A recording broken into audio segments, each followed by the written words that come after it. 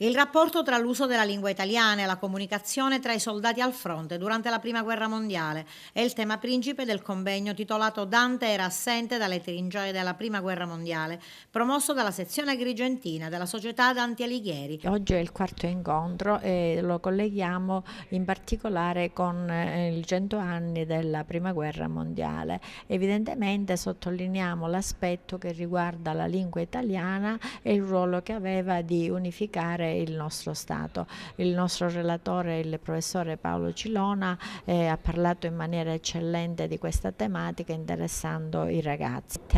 i nostri giovani studenti e indirettamente anche il territorio di Agrigento su avvenimenti che hanno segnato la nostra storia sia culturale ma anche sociale, quali possono essere proprio la nascita di Dante Alighieri e la guerra mondiale, che ha avuto per noi anche nel nostro territorio ha inciso profondamente con i risultati che noi tutti sappiamo. L'iniziativa, promossa in collaborazione con la sezione agrigentina dell'AIMC, rappresenta il quarto appuntamento delle attività celebrative del 750° anniversario della nascita di Dante Alighieri. Durante il primo conflitto mondiale, proprio nelle trincee, nessuno parlava Dante perché era un incontro da parte di tanti italiani che non si comprendevano affatto, perché ad esempio i sardi, i siciliani, i bergamaschi, i pugliesi, e quindi era un linguaggio poco comunicabile e c'era la difficoltà, tant'è vero che noi diciamo muoviti significa